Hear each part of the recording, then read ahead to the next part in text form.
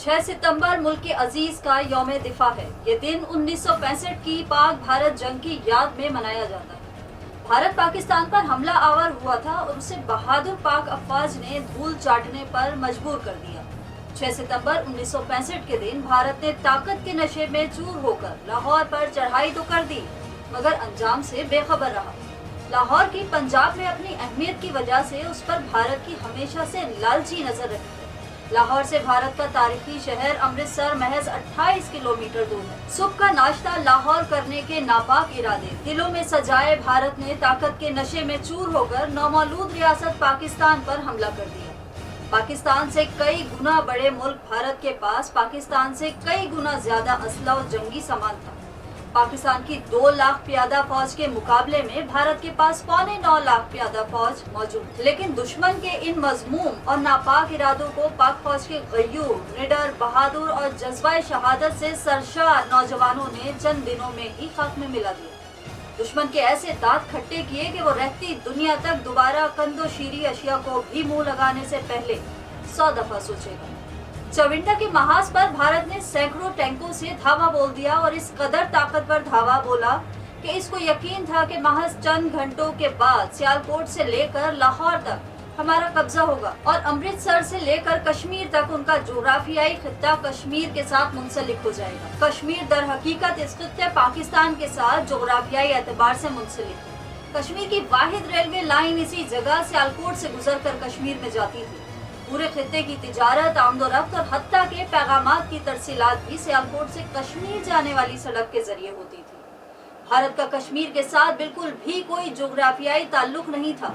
ये मुकम्मल तौर पर पाकिस्तान के साथ मुंसलिक था, जो रावलपिंडी से लेकर शकरगढ़ तक पाकिस्तानी इलाकों के साथ ही मुंसलिक। भारत को कश्मीर में जाने के लिए अक्सरियती मुस्लिम आबादी वाले जिला गुरदासपुर का एक हिस्सा पूरे एहतमाम और साजिश के तहत भारत की झोली में डाला गया और इस सूरत में भारत को कश्मीर जाने का जमीनी रास्ता फराहम किया गया। यही वजह है कि भारत की हमेशा इस खित्ते पर नापाक नजर रही है।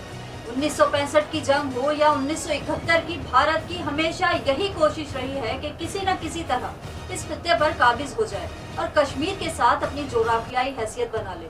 मगर अल्लाह पाक की मदद और नुसरत और अफवाज पाकिस्तान की कामयाब जंगी हिकमत अमली और शकरगढ़, नारोवाल और सियालकोट की गयूर अवाम की पाकिस्तान से बालिहाना मोहब्बत की वजह से भारत के हमेशा ये ख्वाब चकनाचूर होते जाते हैं। 1965 की जंग में चविंडा के महाज पर जब भारत ने जंग अजीम दोम के बाद पूरी दुनिया की सबसे बड़ी टैंकों की जंग मुसल्लत की, तो दुश्मन का ख्याल था कि पाकिस्तान इतने बड़े वार किसी सूरत सामना नहीं कर पाएगा। मगर वो शायद मुसलमानों की तारीख भूल गए थे कि मुसलमानों की तारीख गवाह है कि उन्हें हमेशा कलील सामान और कलील फौज के साथ बड़ी बड़ी ताकतों से टकराने की आदत है। दुश्मन शायद जानता नहीं था कि जिन्हें माओ की गोद से ही शहादत का सबक घुट्टी में पिलाया जाता है, उनसे दुनिया की कोई कुव्वत नहीं टकरा सकती। यही तारीख मुसलमानों ने 1965 में दोहराई और 1400 साल पहले वाक़या बदर की याद ताज़ा कर दी।